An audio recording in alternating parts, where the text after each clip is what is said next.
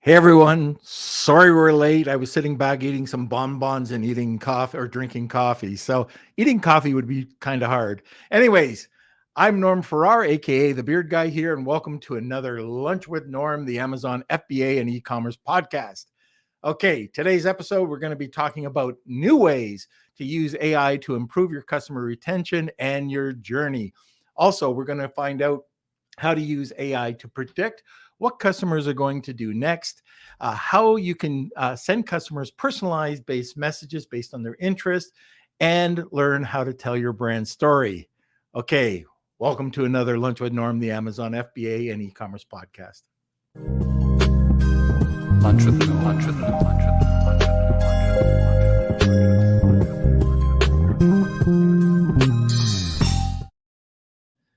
All right. Like I mentioned earlier, we are going to be talking about new ways to use AI to improve customer retention and journey. Our guest today is the co-founder and CEO of Aptio. He helps e-commerce brands personalize their marketing campaigns by predicting what their customers are going to buy next. Prior to Aptio, he was the lead engineer and head of analytics at TapCommerce, an New York City based ad tech startup that was acquired by Twitter. Our guest today is Shanif Dhanani. I told you I'd mess up your name, Shanif. Anyways, let's have a quick word from our sponsor. A big thank you to our sponsor, Startup Club, the largest club on Clubhouse with over 790,000 members and growing. They're one of the world's largest communities supporting the startup ecosystem, from founders to those wishing to work for a startup and everything in between. You can find them at www.startup.club for blogs, recordings, and a calendar of upcoming shows, and on the Clubhouse app. Just search Startup Club for daily shows 24/7. You can also now listen to their show, the Serial Entrepreneur Club podcast, on Apple and Spotify too. Stop by to connect, learn, and grow together. Okay, where's the boy Blunder? All right. Hello. Welcome, everyone. Sorry we're a little tardy today. Kelsey, why do you do that to me? Why didn't you call me on the phone or something and said, hey, we got 5 minutes to go before the show? You know, when you think we're 2 years into this, you can show up to the podcast on time, but I guess got too high expectations for you, sir. I guess. Okay, Anyways, so welcome, everyone. Welcome, Brad, Toyota. We've got Cool Hand 99 joining us. We've got Claudia from Calgary.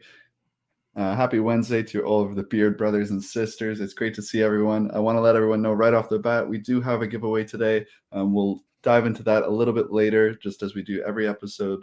We've got a giveaway, so stick around, find out all about that.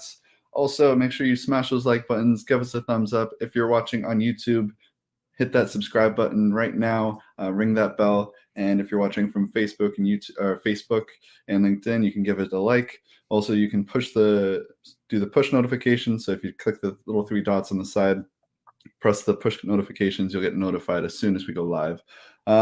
All right, if you're new to the podcast, you can go over to our community, Lunch with Norm, Amazon FBA and e-commerce collective. That's where all the fun stuff happens. If you have questions for me, Norm, the community, let us know. You can go there and get it answered, as well as you just want to share your stories with Amazon and e-commerce.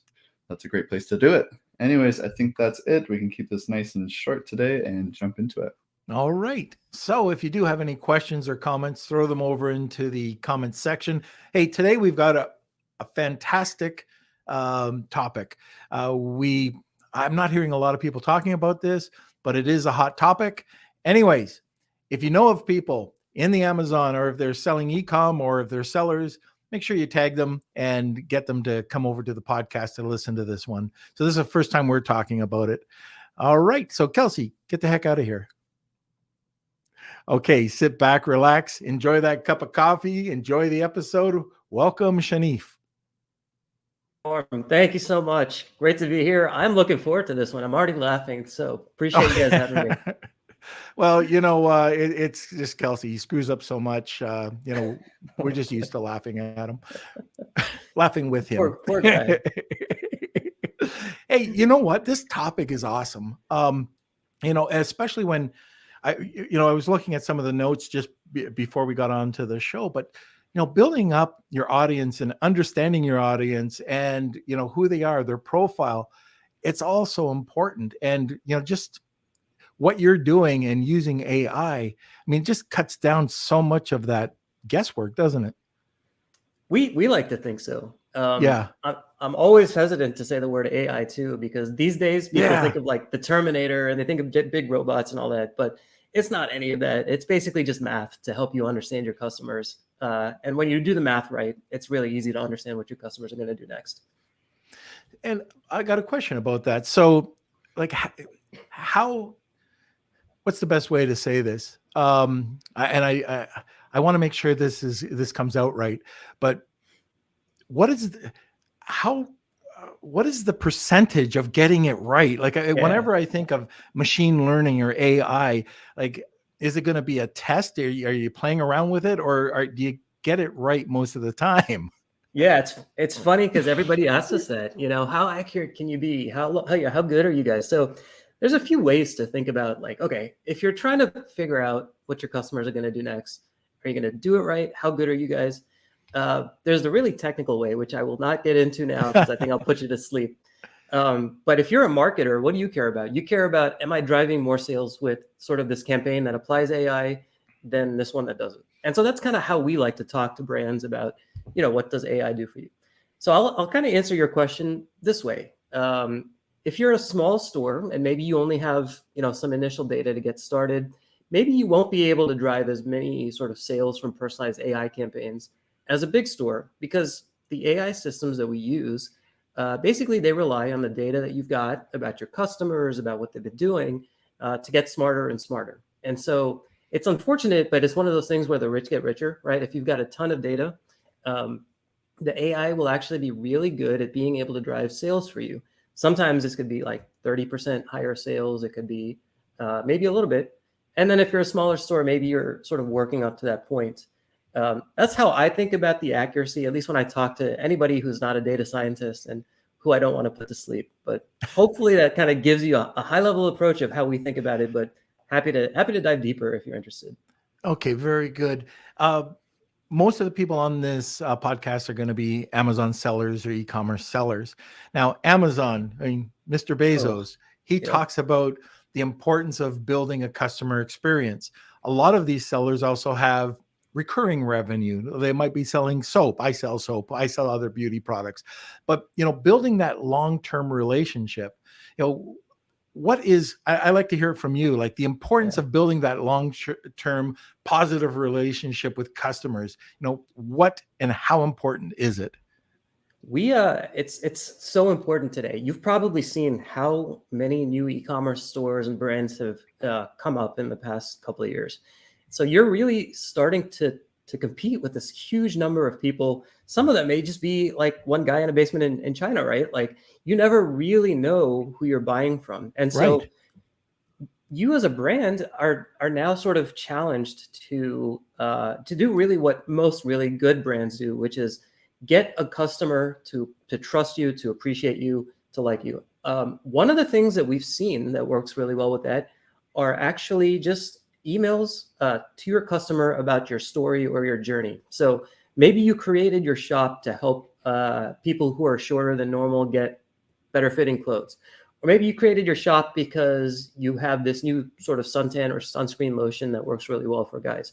Well, the best thing you could do is just tell your customers about that story of how you created your brand. Have this sort of founder first email that you send out to people in a welcome series.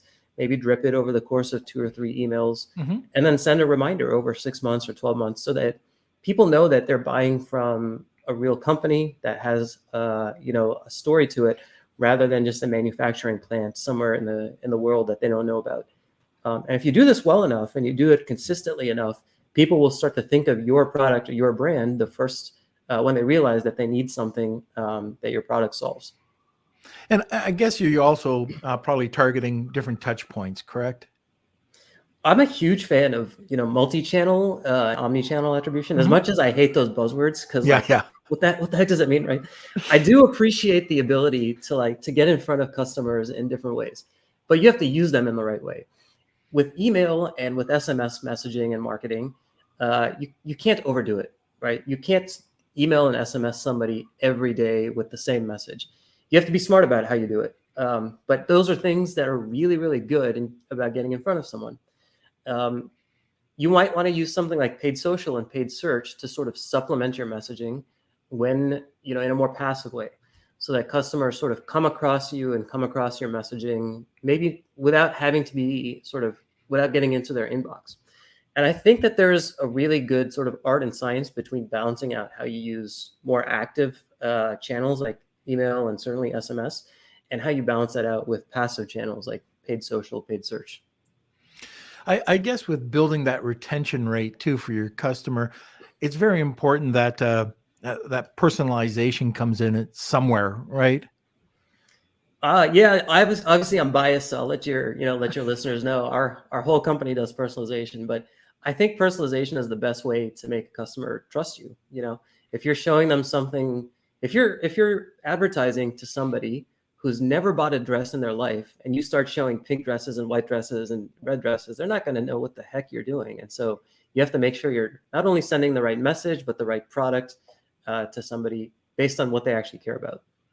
I'm curious about your app. We don't usually get into apps and we're usually talking about a specific topic. But with this, I'm really curious. I'm a tall, bald-headed beard guy. How does your software start to pick out? How does it profile me? Yeah. Well, unfortunately, it's not gonna know that you're, a tall, bald guy. But what it will do is, if you've been shopping on a store, and Yeah. let's say you just bought a product, right, for the first time, what the app will know, or what the AI will know, is how much did you spend? What product did you buy? Uh, where is the product being shipped to? And from there, it can infer, okay, we know a little bit about this geography and this zip code, and we know a little bit about these things. We know which products you looked at before you actually made a purchase, or did you not look at any others? So you use this information about you, Norm, and you say, okay, how does Norm compare to the thousands or hundreds of thousands of other people in the past? Which people does Norm look most closely like? And what did those people end up doing? And so then, using that information about what you know about your historical customers and comparing it to Norm, you can say, okay, I think there's a 10% chance Norm is going to buy coffee, 50% chance he's going to buy soap, 100% chance he's going to buy definitely a 0% chance he's going to buy anything shaving related, right? So then, you can sort of pick out these probabilities, and based on the probabilities that have the highest amount, you can start to figure out what Norm is likely to buy, and start to send him offers and messages for those items. I often get things about Gandalf and the Travelocity guy and the Travelocity gnome. So anything related to that, they pick that up very quickly. But that's kind of cool what you're talking about. So if I go into any type of Shopify store, buy some beard oil or buy some beard balm, now they start to build up that profile that I'm interested in that. It could be, I don't know, it could be aftershave. They know I'm a male. So I guess you're taking, bits and pieces, kind of putting it together. And I hate using the word profile, but that's what it's doing, right? It's just building this, and it's segmenting you. So I'm wondering if your app does this as well, because we try to do this in our company, is that depending on what people buy, if they buy products for big dogs, large, small dogs, in between dogs, cats, they're on a segmented list. And we can start to, personalize that towards them as well. Just a little bit about tongue-tied. I'm still tongue-tied from getting on this call late. It's all good. I know what you're saying, and so I think we can continue the conversation. Good. All right. The other thing that I'd like to talk about, because Amazon sellers are micro brands. I don't care if you're selling $10,000 a month or $100,000 a month. Most people are, or almost 100% are micro brands. How important is it for that micro brand to get out their brand story? I think no matter how big you are, I think the competition in the world of e-commerce is going to get so tough that you almost have to lead with your story in the very first few interactions with a customer. Now that's a little bit different. It's difficult to do that on Amazon, because let's say I'm searching on Amazon, I find a product I like on their search page, I click into the product. I don't want to read a big story about, the brand that's selling this thing. I want to see what the product is like. Yeah. What does it tell me? And Amazon sellers are also at a bit of a disadvantage, because they don't get the same data that you get if you're running your own domain on Shopify or WooCommerce. So you, as an Amazon seller, you need to make the most of the space that you have. So maybe you discuss your product up front and you talk about all the different things it can do. Have a really good listing with all the nice images. But then in the second section, like right below it, give like 1 or 2 sentences about what makes you different. Like whatever your story is, summarize it as if you would a tweet. And then go a little bit more into the product, and then talk a little bit more about your brand. The point of doing all this is not necessarily to inundate your customer, but to just get them aware of who you are, get them to know your name. And the next time they hear your name, be like, oh yeah, that's the sustainability guys, or oh yeah, they make, bedding out of bamboo. Like just get them to remember it. Right. And then it's hard to follow up, because Amazon doesn't always give you the email addresses for people. And if you do send an email, it's going to have a lot of restrictions.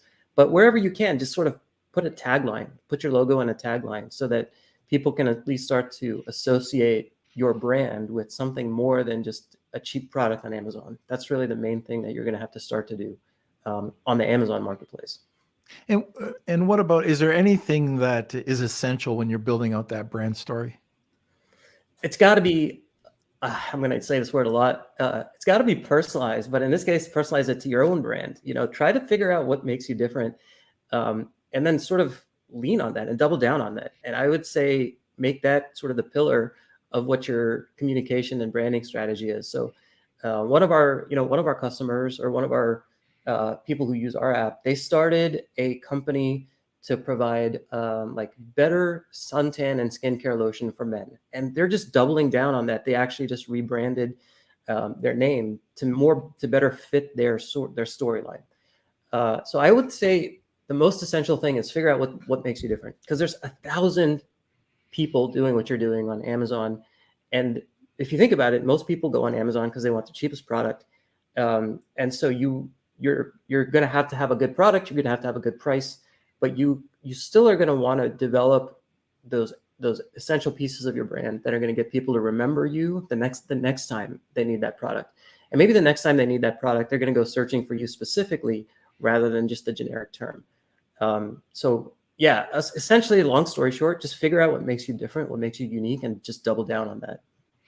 And I believe that that's got to appear everywhere. Your brand story is part of your brand, and within your packaging, when they open up that packaging, who are you? What do you represent? One of the problems I've seen with brand story, okay, you won't believe this. You will not believe this, but it's an absolute true story about this guy that ran this high-end magazine. So we're putting together a website for him. He had 13 pages for the brand story. 13 pages for the brand story. Wow. Brand story, 13 pages. And we're trying to say, look, this is all text, blah, blah, blah. Yeah. He ran with 13 pages. Oh my goodness. The magazine didn't last long. But anyways, like that's it. And the other thing too is make it believable. Like, don't tell people you climb Mount Everest to go and get your Himalayan salt, and just short, to the point. I sell Hawaiian soap. How did I get to it? Why did I get to it? Just answer a few questions, but don't make it overkill. And you did state that. Make it a few sentences, but don't do overkill. So I think that's so important. And as soon as somebody sees that, if I get a product and I see if they like, maybe they have an insert, or I'm looking at it, I know right away if they've made it up or not. Yeah. So people are great at like their BS detectors are really. That's what I was just going to say. Yeah, their BS detector is on, especially nowadays. And if you're a micro brand. Okay, so we're just coming up to 12:30. Look, if you have questions about customer retention, brand story, throw them in. If you kind of interested in your brand story, how did you come up with it? And is it working for you? Anyways, let's just throw them over. If you have any questions, we'll get to them shortly. Also, Kelsey, we have a giveaway today. Shanif, what is that giveaway today? Yes, sir. Well, our company helps brands develop data-driven campaigns. And so we are going to just set up a campaign for you. We'll give you free access to our tool. That tool will then tell us, hey, look, these 5 or 6 campaigns should work well. And we'll set up one of those campaigns for you totally for free. And you can see how well, data-driven campaigns do for you. So we'll set it up for you for free. We'll manage it for free. And we'll basically just get it to you guys for free. And then you can kind of see if it Free's a great word. Yeah, absolutely. So if you're interested in that, that's hashtag Wheel of Kelsey. If you want to get a second entry, it's just tag 2 people and we'll get you in there. And Shanif, you've never seen the Wheel of Kelsey, right? No, but I'm very much looking forward to it. Oh, just wait. Awesome. Kelsey, awesome. Kelsey at his finest. I cannot wait. Perfect. Now, I want to circle back a bit because I don't think we touched on this enough, but customer retention, what can people do to retain customers? So first and foremost, you got to get your customers' data, when you first see who they are, when they first make a purchase, because if you don't capture that, you're not going to be able to get them to come back. But let's assume you're well set up, you've got their data, you've figured out sort of, okay, this person bought this person bought that. The first thing I think you got to do is just basically get them to trust you by telling your brand story, doing the typical welcome series, the email welcome series, having sort of constant contact with them. I think the standard sort of think of your customer as somebody you're trying to at least befriend or get to know. And that's just foundational. But let's say you're actually trying to drive a repeat purchase. A lot of brands do what I would not suggest doing. So I'll start off with what you probably don't want to do, which is send your entire customer list a 20% discount for everything off your store. That's not what you want to do. You're going to leave a lot of money on the table, and you're probably going to dilute your brand's value. What I would recommend doing, if this is the very first time you're trying to drive a repeat purchase, is very, very simple segmentation. Figure out, did somebody spend a lot of money in the past, or did they only buy once? And start with just that simple segmentation. For anybody who spent a lot of money in the past, get them to spend more money in the future. Offer something like free shipping for orders over $100. And for anybody who spent, less than, I don't know, 20 or 30 bucks or whatever it is for your store, they only bought once, maybe that was a long time ago, offer them a discount ladder.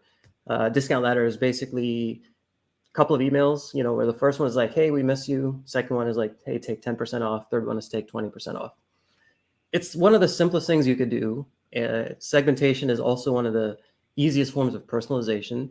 It is sort of coarse, where you're taking a large group of people and you're sort of cutting them down.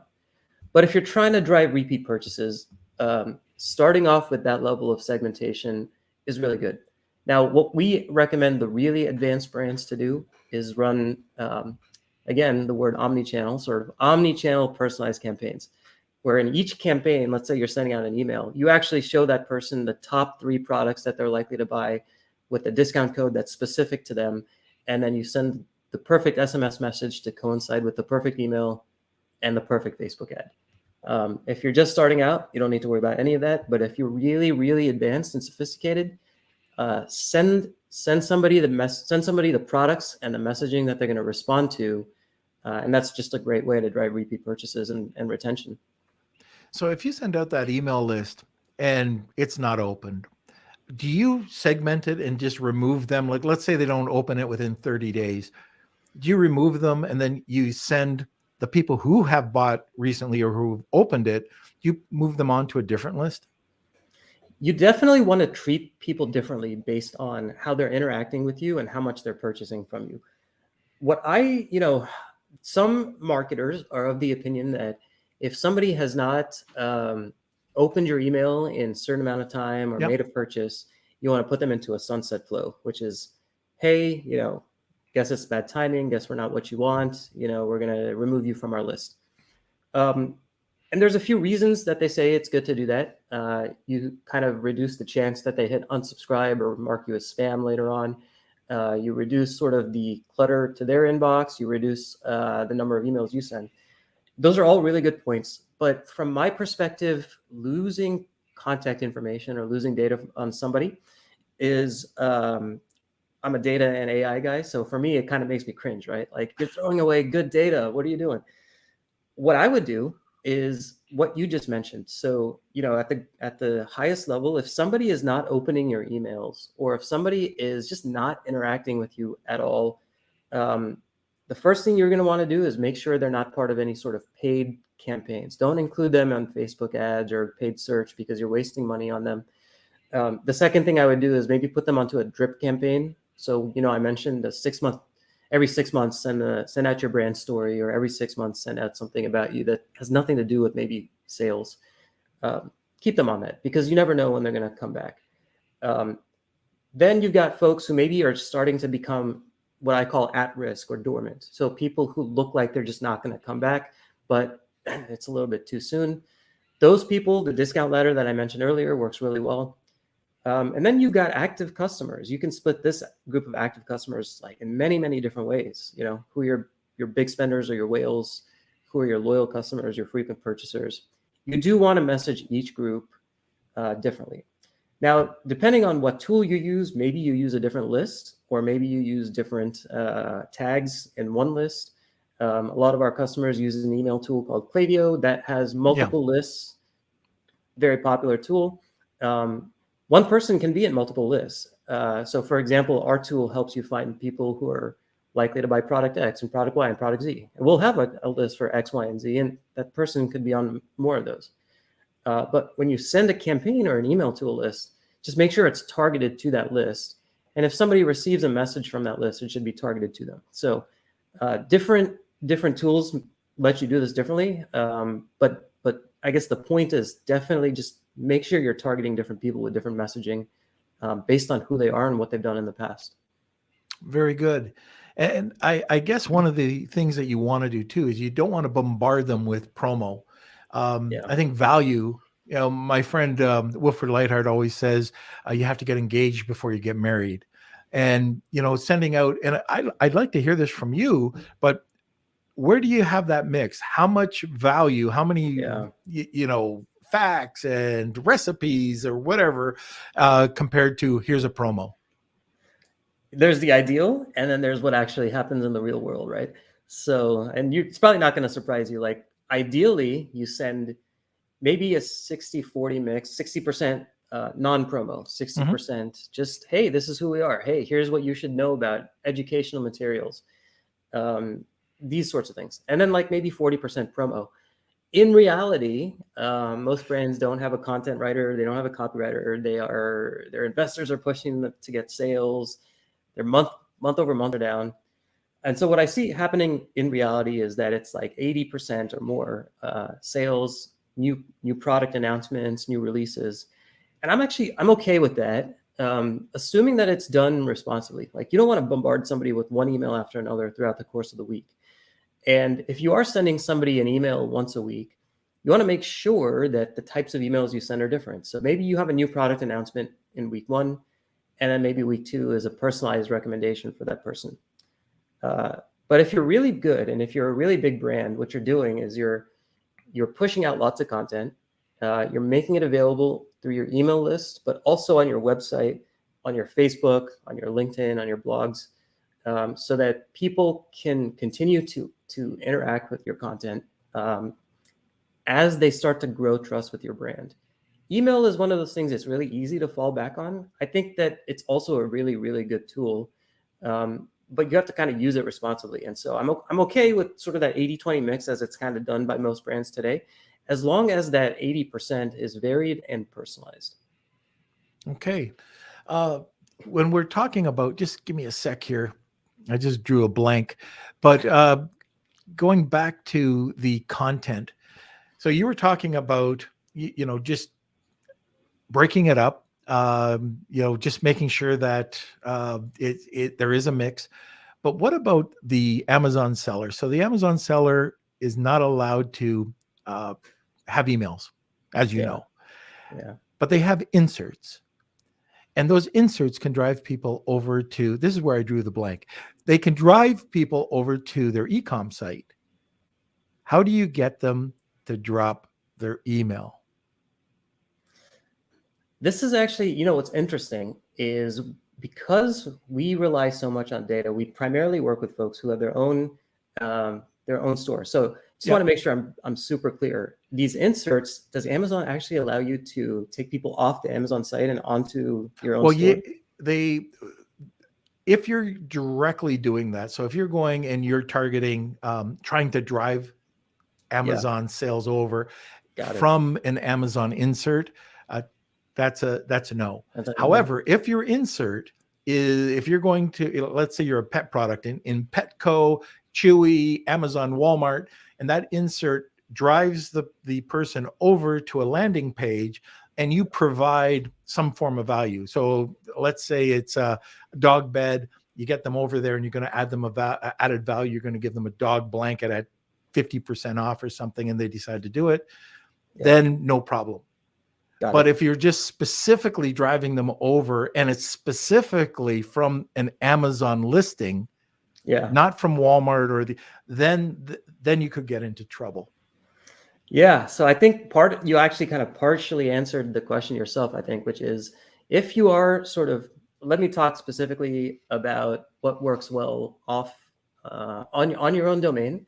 We can sort of generalize that to on Amazon. So if you're taking people onto your own domain or onto a landing page, providing an offer works really, really well to get people's contact information. I'm sure you've seen this on some website somewhere where the first time you go onto a website, within like 5 seconds, there's a pop-up that says, take 20% off if you give us your email address and your phone number. Those work immensely well and people love them and they don't care that they're giving their email address because they're getting a big value or big discount. And so you could do some things. What I've seen also work really well on landing pages or as special offers to big spenders are sort of, if you spend a certain amount, get this product for $1 or get free shipping or get this additional accessory at half off, where even if you're discounting that thing by half off, it's okay because they're spending so much that it covers the margin. And so these offers work really well. They are sort of old school, right? I mean, people have been doing this forever. They work really well, which is why I wouldn't mind, that's a really good thing to do. And I would say keep doing it. New techniques, I would say, do different sort of different things. Quizzes have become a really interesting thing that e-commerce brands are starting to use today, where like the first time or second time you come onto a website, you will basically get asked, hey, look, click this quiz to get a personalized product recommendation. It'll ask you for a bunch of interesting personal information, but it's done in a fun and sort of light and airy way. At the end of the quiz, it says, enter your email address here to get your answers. And at the end, we'll give you your, the product that we think works the best out of our catalog. So if you're basically taking someone to a landing page, maybe the product that they clicked on or the inset that they clicked on has a main offer of a product, but right under that product, you say, finish this quiz and we'll give you this, we'll find the best recommended product for you and we'll give you 10% off that one as well. That's really clever. And that's a really smart way to get not only contact info like email and SMS, but personal information that you can then use in other campaigns. Yeah, I've seen a lot of people using that with chatbots. You're driven over to a chatbot and what type of pet do you have? A dog or a cat or hamster? What size is it? And you start to build a bit of a profile up just by having this sort of. They don't realize, like it's more of a fun. Oh yeah, I have a dog. I have a Saint Bernard. I have this, and it's not like dropping serious information and you're afraid to give out your email address. I mean, it's hard to get an email address nowadays. Yeah, no, chatbots, quizzes, these things work really well. I see that you guys put out a notice for Pre-Hook. Den is also a friend of ours. He's one of our tech partners. Love the guy. So definitely Pre-Hook. These guys are great. Little tools and techniques like this make what used to be like a static e-commerce site that was just showing a bunch of products much more engaging experience now. And people are willing to engage and provide contact information if you entertain them a little bit. Yeah, on my site, we created a little app called Whack-A-Kills, and it's like whack-a-mole, but you have to just whack him. So, and it works. Yep. Yeah. Sorry, Kels. That's going to be on lunchwithnorm.com. So what about building up that content? We touched on it, It's amazing. but I like building .clubs. Okay. .coms are great, but it's hard to find a .com nowadays. But if I can get a premium .club, I'll create the .club. Club is associated with building a community. So within that community, I'll build a blog or some form of content. Within the blog, I kind of make it, it's educational, but it also kind of drives towards buying my product. And I'll have internal links, going over to the product. Do you build content that way as well? Yeah, it depends on, I actually have my own little e-commerce store, and we sell these hydrogen infused water bottles. Has nothing to do with the startup or the SaaS product I'm doing. But when I create content, I try to create a mix of stories and science. This thing that I'm selling is kind of new to people in the States. It's like it injects hydrogen ions into your water, and it's like, why do you need that? But there's some science behind it to say, well, it could help with certain things. And so I create scientific content as an educational resource. And it says, well, if you do this, these sort of studies have shown that this is good. Try to write it in a way that's, easy to read and not super technical. And then I'll substitute that with, I'll supplement that rather with things like testimonials with a picture of somebody enjoying it and saying, hey, this is great. I feel better. 5-star reviews. And so I think that the content that you create as a brand should be educational. It should be informative. It definitely should drive to selling your product. But I think you also want to supplement that with user-generated content these days, which is anything from like a testimonial to a video to a TikTok ad to whatever it is that you're using to collect data from your customers about how they're using your product. I think that if you're able to sort of push out something informative once every few weeks, you're in great shape. And if you're able to sort of feature user-generated content on your product pages, your home pages, your website, your social media, and you sort of update that once a day or once every couple of days, you're in great shape as well. So that's kind of how I think about content, which again helps build that relationship with the customer. Right. And building the retention, which kind of leads me to the next question. It sounds like what you're doing is really building a community on steroids. Is that correct? So what we do, what we try to do on the software side is, once you've got a decent enough list, we want to make sure that when you message that list, you're messaging them with the right things so that you don't lose them and actually you drive more sales. And what I'm trying to do, on my own business side, right, is push content out there that does build a community. Every day I actually post to social media. I post something new on LinkedIn or Twitter, just about what's going on with my business, right? Like, hey, I came up with these new sales techniques today, or hey, this worked well, this didn't work well. And that it just helps sort of build that community. Now, it's still tough. Like, if I wish I could say I was building that community on steroids. I wish I could say our growth went from like 0 to 1 million, but we're still working on it. But consistency is key. And I like to say that wins build wins, because it's really, really hard to get started. But as soon as you start to see 1 or 2 things work, they lead to a couple more things that work, and those lead to a few more things that work. And so you start to see that growth, but it does take time. Do you know Charles Livingston? He's an email marketer. He's a great life boost. He's man, when I realized that I wasn't doing enough email marketing is when I talked to Charles back in 2014, 2015, something like that. And I was telling him I had all these emails, and he goes, oh my gosh, the money you're leaving on the table. He was telling me about how he was promoting, how he always promotes. And when he drives people back, he does the old upsell, downsell, cross sell. And whoa, what's that? Talk about a professional podcast. There we go. Professional podcast always has a Skype on. So anyways, I had it off. But anyway, what I was trying to say is that, building and using AI, can that help predict the upsell, downsell, cross sell?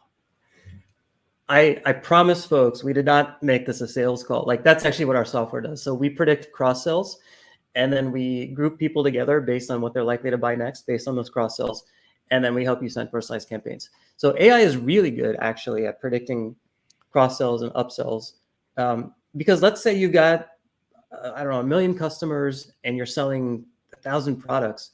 You as a human are not going to be able to figure out for each customer what to best pair them with.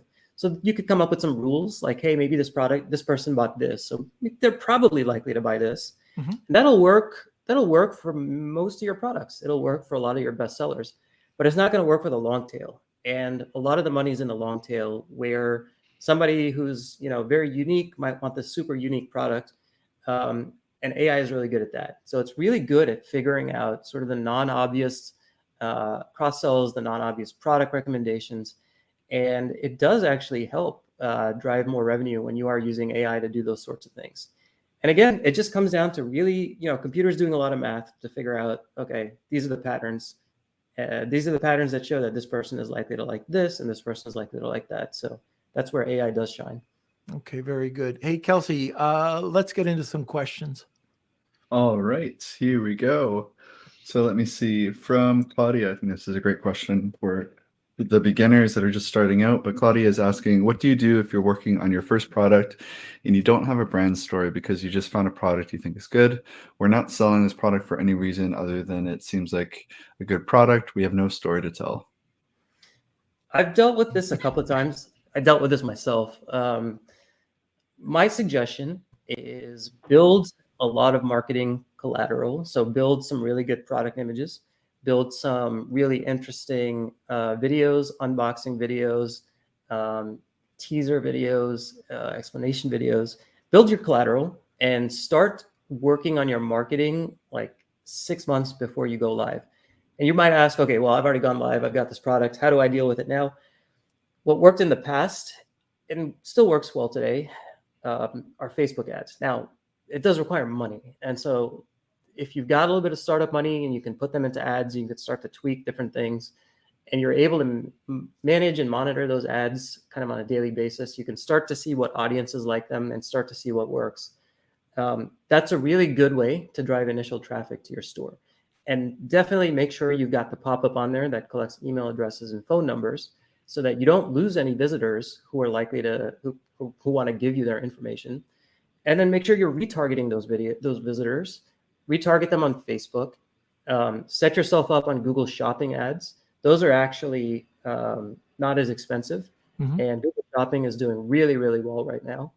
And so if you're a brand new brand with just a product that's starting out, like you said, you're not going to have the story, but you probably have time and you probably have a lot of energy and excitement.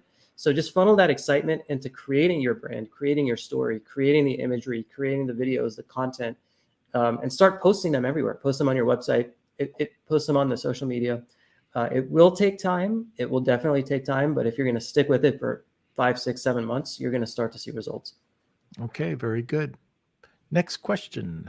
All right. The last one is from Rad. It's about PPC, so this is probably a bit more towards the norm. But Shanif, if you have any thoughts on this, is PPC the best to get customers, or do you spend more on social media and influencers? No, go ahead. Oh, no, I was going to ask, since it sounds like this is your place. Okay, all right. So on an Amazon listing, I'm always running PPC. So, and by the way, guys, if you want a really great tool, Brandon Young's come out with something called Data Dive, and it'll just like I've started playing around with it, and some of the suggestions that it's come up with, it's fantastic. Like pet beds, for example, it told me to start targeting rabbits, like rabbits. Okay, I would never have thought about that. But these are also like, it's just a few more sales that are going to come in the pipeline from rabbits. But anyways, if you turn on your PPC and you're targeting, I call them primary keywords or primary long tail keywords, have a couple of silos and start targeting those. They're not going to be expensive and you can't go wrong. Try not to turn off a PPC campaign. Also, this is sort of blitz marketing. If you have the ability to do it, do it. And this is social media, reaching out to influencers. These are all things that add up. If you're not doing it, you're definitely leaving money on the table. If you're doing email marketing, this is another thing that so many sellers just don't have the experience to do it. And, how do you start? So one of the things I can say is if you're not an expert in it, find one. You can go to FreeUp, you can go to Upwork, you can go to places that, have these types of experts. For me, I try not to go into Fiverr, but like FreeUp, for example, is great. They already vet people for you. Multiply Me is another one that's great for vetting people for you, and let them be the expert. But traffic blitz in today's world for Amazon is a must. You've got to do something. And also for your brand story, you can't just throw up something on social media. Like for every brand that we have, we make sure that it's consistent. The fonts are consistent. The templates are consistent. We're bringing out the right messages. There's the right mix, and we're targeting the right audience. So if you're not targeting the right audience, that's a big problem. You'll waste a ton of money. And I say this on a lot of shows. If you want to get a great tool to show you where the influencers are or where the audiences are, check out Rand Fishkin's SparkToro. Go to SparkToro. I think it's sparktoro.com. 8 minutes, you'll be able to understand how to do it. And it's such a simple program. Just check it out. It's very inexpensive. So I think that wraps it up, unless you have anything else. That was a great answer. I got nothing to add. Okay. And it looks like Jessica Roslin has something. We got one more that snuck in from Jessica Rabbit, aka Roslyn from Florida. Is there any particular software you recommend to develop or hone your brand ID and story? I have a few. Norm, is there anything that comes to mind on your side? I don't know. Like, I'm going to leave this one to you. I don't know of anything that really can just develop your brand story easily. Yeah. When it comes to tools, one of the things that is so important today is distribution. And so the way I think about this question is much more about how do you get your message across in a way that people will pay attention, rather than how do you craft that message. So what do I mean? Well, videos are taking off immensely right now. And so you can just film yourself on your laptop doing a quick video and post it up to YouTube or TikTok. And you don't really need fancy editing software. You don't need fancy sort of video capture software to start doing something like this. And so I guess when I think of a tool, I'm thinking about what are the good distribution channels that are used to grow essentially awareness of your brand. So I would say TikTok is doing really well. YouTube is going to do really well. Communities within sites like Facebook or LinkedIn, like these really niche communities, are also a really good sort of tool to grow your brand. But Norm, like you said, growing your brand is very much a personal thing. You have to sort of know your messaging. You have to know why you're doing it. And it does help to write down why you're doing things so that you're clear yourself. And that could be as simple as using, a notepad or Word or something like that. Those are my thoughts. What do you think? Yeah. And just along those lines, I mean, there's so many things you can do brand-wise. Check out influencers, like you were saying, but make sure the influencer has your brand's personality. Don't mix them up. Again,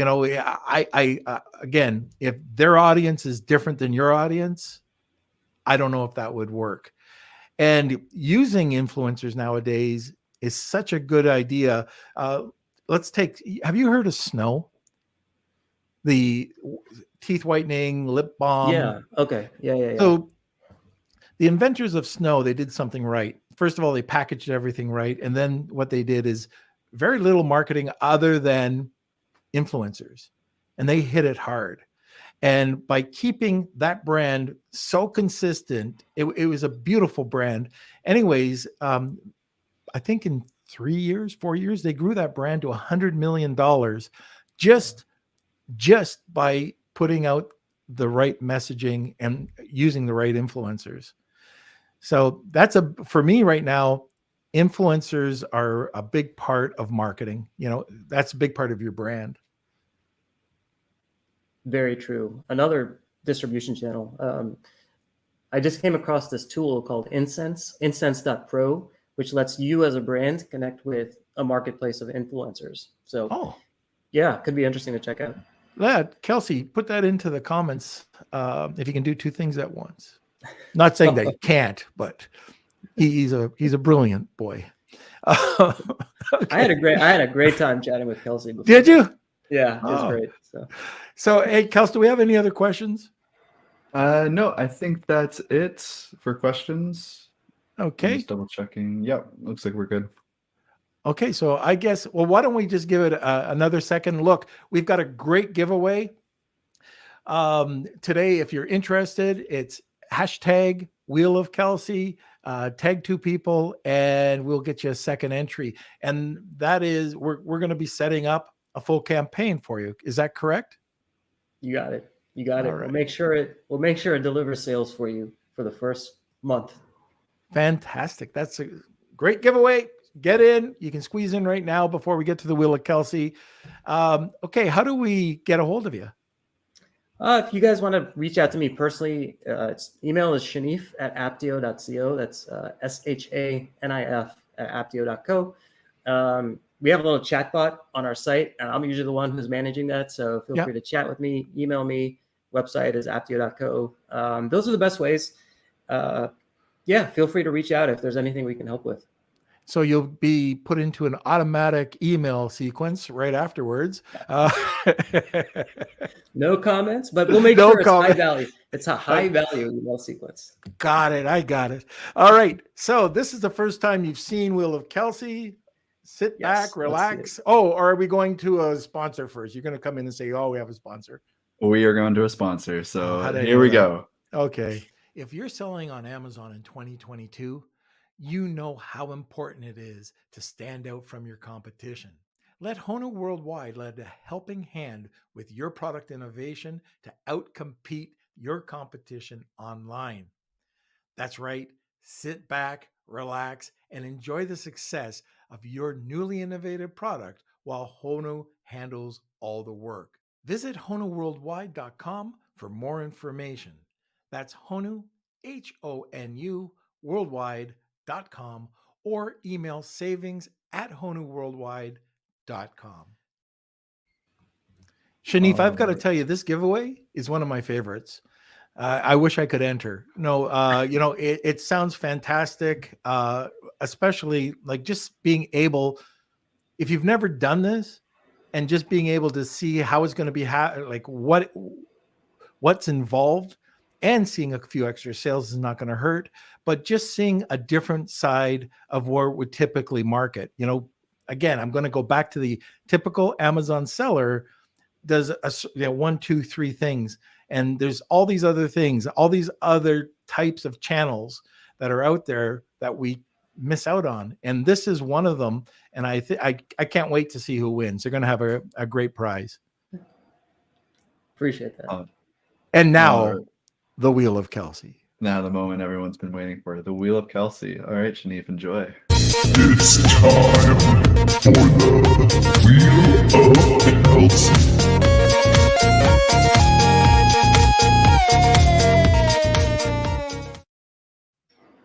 There we go.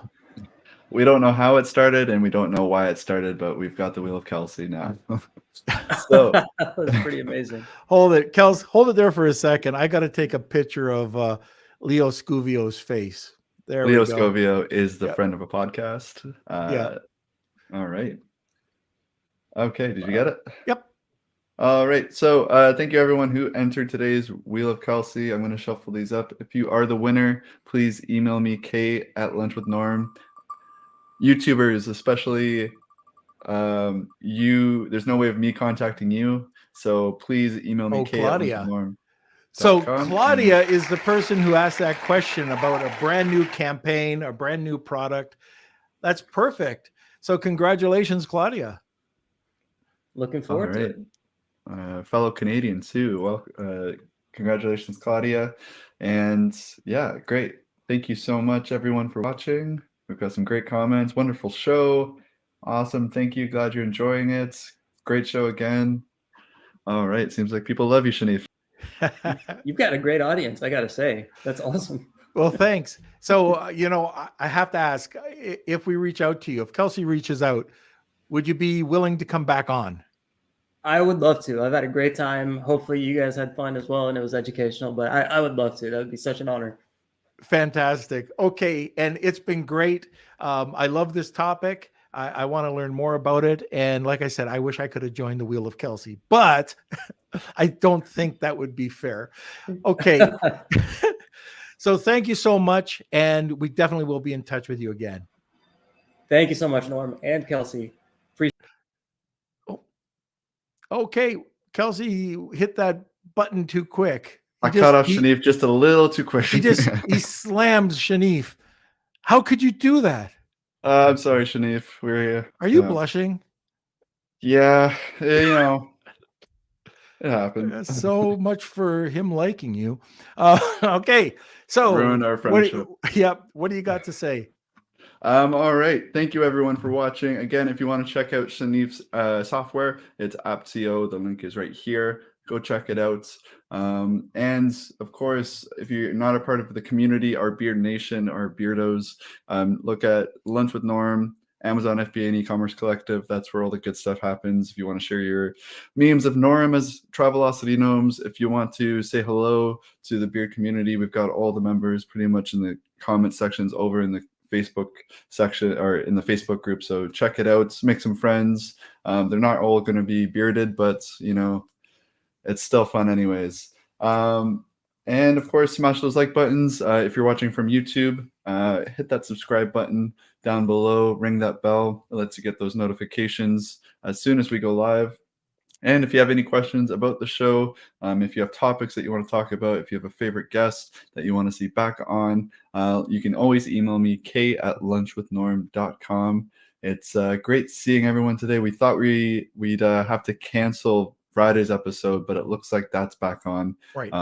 So we're good to go there, and we'll be back with another live episode. I still think that, Wheel of Kelsey is a great game, but Whack-A-Kels is something that we got to come up with. Yeah, we're gonna. Please do not whack me if you see me ever, Beard Nation. Please. Whack-A-Kels. So we got to come up with that. Gamify Kelsey. All right. So thank you, everybody, for tuning in today. Join us every Monday, Wednesday, and Friday at noon Eastern Standard Time. And like I always say, thank you for being part of our community. We could definitely not do this without you. Enjoy the rest of your day. Enjoy the rest of your week.